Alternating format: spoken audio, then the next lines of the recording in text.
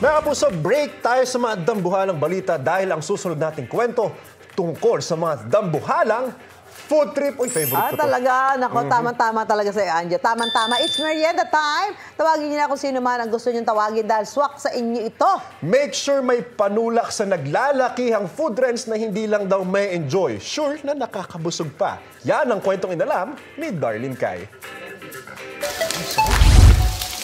Kapag may chicharon, hindi pwedeng mawala ang suka. Gaganahan ka talaga lalo na kung nangangagat ang anghang ng sausawan. Pero ang chicharon sa Giginto, Bulacan, wag daw ismulin. Dahil mas malaki pa sa mukha ng tao ang kanilang chicharon. At pinasosyal ng chocolate dipping sauce,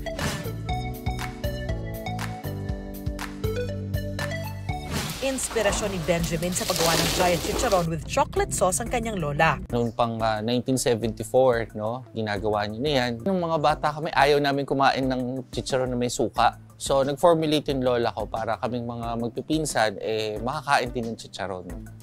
Kumpara raw sa karaniwang chicharon, mas malaking hamon daw ang giant chicharon kapag niluluto. Ang pinaka-challenge natin sa paggawa ng giant chicharon is kung paano natin siya ilalapat. No, na talagang mahaba. Kasi usually gumagawa ng mga giant chicharon ay talagang nagko-curve. Backskin o balat ng likuran ng baboy ang ginagamit ni Benjamin sa kanilang chicharon. Meron din tayo mga ibang parts, no? Meron din tayo mga belly, yung ginagamit natin sa bagnet. Ipi-pre-cook o ipiprito ang balat para lumabas ang sarili nitong mantika. Tapos ngayon, i-cure natin siya ng 3 days. Sa curing process, pinatutuyo ang balat para mawala ang tubig at tumagal ang shelf life nito ng 1 taon. Ito rin ang dahilan kung bakit mas nagiging malutong ang chicharon. Gamit ang malaking kawali, ipiprito ang mga cured na balat sa 500 degrees Celsius sa mantika para pumutok at maging malutong ito. Ilang minuto lang ay pwede nang hanguin ang chicharon at saka hahayaan na tumulo ang mantika.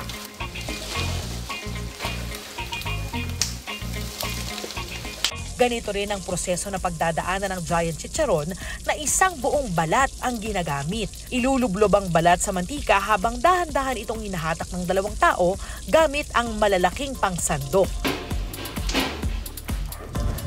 Umabot ng 60 inches o 1 metro at kalahati ang haba ng giant chicharon. Online nila ibinibenta ang giant chicharon na perfect for sharing. Sa ngayon, binibenta natin yung giant chicharon ng 2 pesos per gram. Kadalasan ay umaabot sa 600 pesos ang giant chicharon na nasa 2 metro ang laki. Pwedeng mamili kung suka, chocolate o barbecue sauce ang sausawan.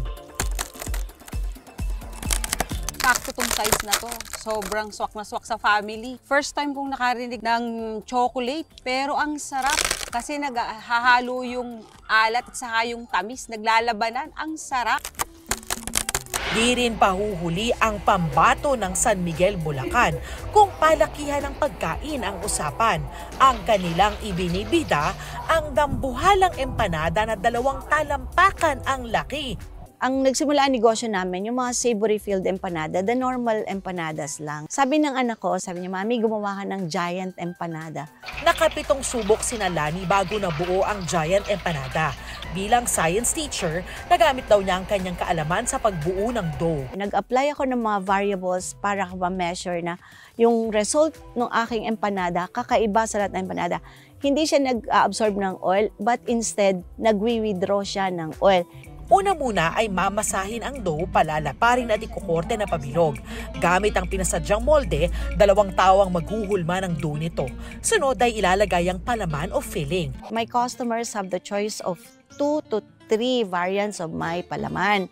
Ngayong araw ay chicken a la king, ham and cheese at spicy tuna ang palaman ng ating giant empanada.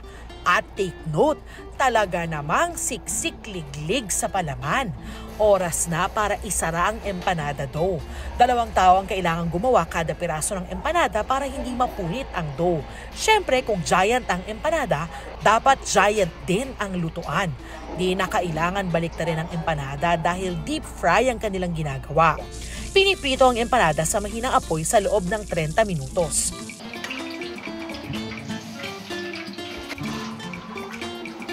Umaabot ng 25 inches o 2 talampakan ang haba ng empanada. Pumalo naman sa 12 inches o 1 talampakan ang lapad nito. Pre-order ang giant empanada at mabibili mula 1,500 hanggang 1,700 pesos. Parang mas malinamnam siya kasi naghahalo na yung iba't ibang flavors. Surprisingly, hindi siya oily. Sa kainan, dapat di mabitin sa sarap. Lalo na kung ang pagkain hindi lang basta malinamnam, malaki na at kakaiba pa. Ako si Darlene Kai at yan ang kwentong dapat alam mo.